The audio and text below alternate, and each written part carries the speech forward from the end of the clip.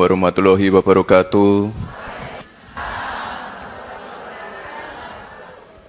Yang saya hormati Bapak Menteri Sosial sekaligus Sekjen PBNU.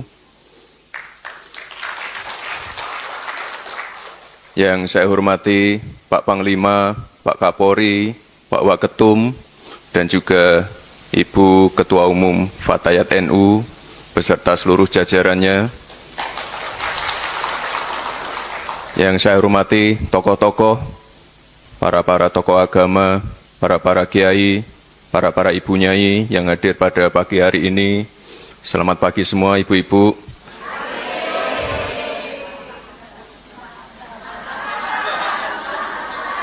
Sahabat. Oh.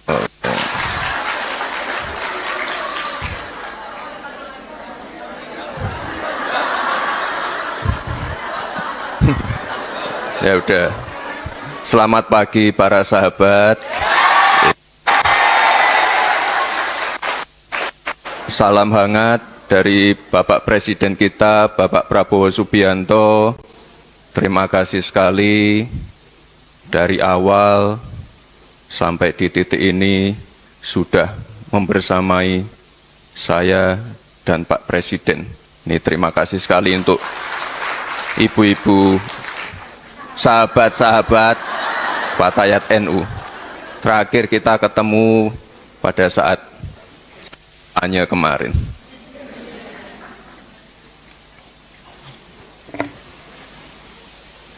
Ini yang paling jauh dari mana, Bu? Fatayat NU Papua. Hadir? Oh, jauh sekali. Wah, luar biasa. Oh, Papua juga, Ibu. Mana? Merauke. Manokwari. Wah, jauh sekali. Papua Tengah, Papua Pegunungan. Ada yang dari luar negeri, tadi ada dari Turki, Mesir, ada juga. Daring, Bu. Wah, luar biasa sekali. Ini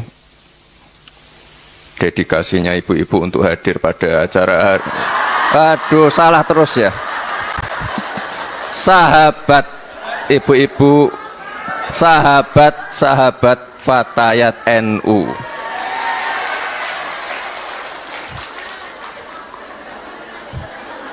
Toksi.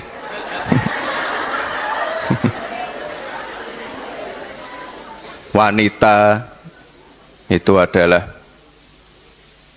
tiang negara. Bapak Presiden kita memiliki visi untuk meningkatkan perlindungan dan partisipasi perempuan dalam berbagai sektor. Jumlah perempuan yang ada di Kabinet Merah Putih itu ada 16. Ada menteri, ada wakil menteri, ada utusan khusus. Dan beliau-beliau ini menempati. Ya, pidato wakil presiden kita yang penuh dengan, ya teman-teman, apalah kita sebutkan ya, saya sebut kritikan saja lah ya, yang menuai kritikan ya, yang menuai sorotan, yang memang sudah wajar sih ya, karena dua kali ya, ya, harusnya para bapak ibu dan hadirin sekalian ya, mungkin seperti itu ya, para bapak dua ibu dua. Jadi kayak pidato stand up komedi, siapa namanya, Bolot ya kalau nggak salah tuh ya, Pak Bolot ya, di acara televisi ya, apa tuh kemarin tuh ya,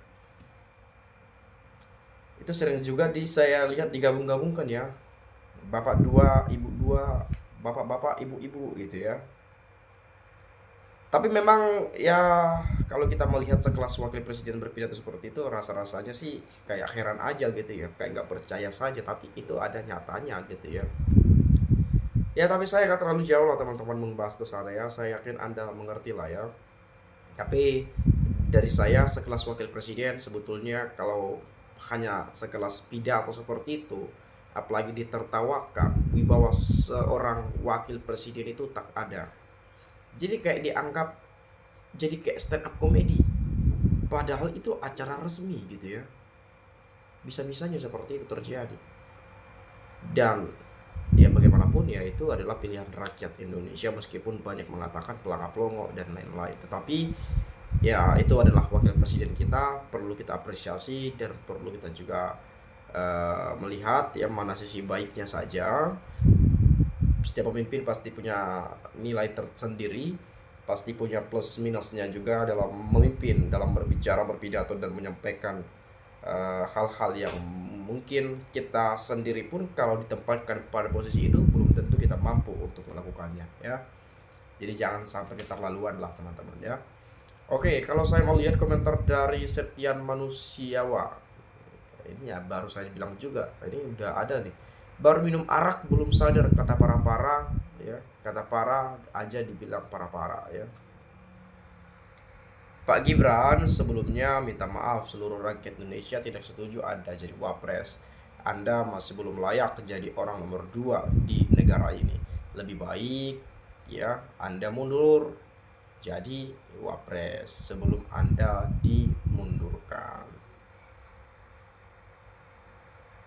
Belum cukup umur disuruh pimpin sebagai wakil presiden. Salahnya Jokowi melanggar undang-undang perlindungan anak karena dipaksa ya jadi begitu ya. Salah omong terus, apa nggak malu presiden yang nunjuknya. Dimana wanita tiang agama, yang tiang agama itu sholat itu tiang agama, supaya kita punya cermin diri kita sebagai umat. Belajar ke NU, kan kamu dekat ke NU, bikin malu aja. Pak Wakil Ketua Umum apa pidato kok orang Jetoblas SDM-nya. Jadi kan udah dibilang Pak Waketum, berarti Bapak Wakil Ketua Umum. Dari dikatakan lagi Wakil Ketua Umum apa ya. Mana ada di bahasa Indonesia ada mata para-para, setahu saya parah saja. Ini ditambahannya lagi nih, parah katanya. Ya, Simbrelvit obatnya, aduh memalukan katanya ya. Pidato orang teler, astaga, para pelangap-pelongo. Mahasiswa, tolong Gibran diajari diskusi dan cara berpidato. Gibran ganti aja dulu biar belajar di rumah. Para lucu wapres ya, astaga. Komentar terakhir kayaknya paling seram ya dari komentar yang pernah saya baca ya. Tetapi memang teman-teman ya, bagaimanapun beliau adalah wakil presiden kita yang dipilih langsung oleh rakyat 58%. Ya kita nggak tahu juga sih itu karena efek bapaknya Pak Jokowi karena masih menjabat sebagai presiden pada saat itu, atau memang karena Pak Prabowo Subianto yang memang pendukungnya juga sangat banyak sekali.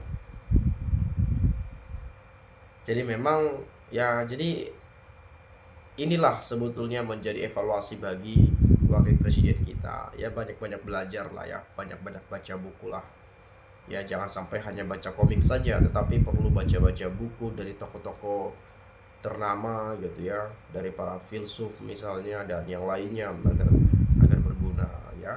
Jadi sekelas wakil presiden kalau berpidato seperti itu, jadi ya kalau ditertawakan pun ya jangan marah, kalau dihujat pun ya jangan marah gitu ya. Karena dikritik pun ya jangan marah, jangan tersinggung. Memang betul apa yang dikritik oleh teman-teman kita, apalagi seperti komentar-komentar yang saya lihat baca-baca tadi pada video ini ya. Tapi tidak semua komentar itu benar, tetapi kita menilai dan melihat komentar mana yang betul-betul ya. Mungkin itu saja teman-teman. Kalau ada pendapat lain boleh silahkan sampaikan pendapat Anda di komentar pada video ini, agar nanti kita juga bisa bertukar pikiran antar satu dengan yang lain melalui komentar pada video ini. Itu saja, terima kasih, saya ucapkan salam NKRI harga mati.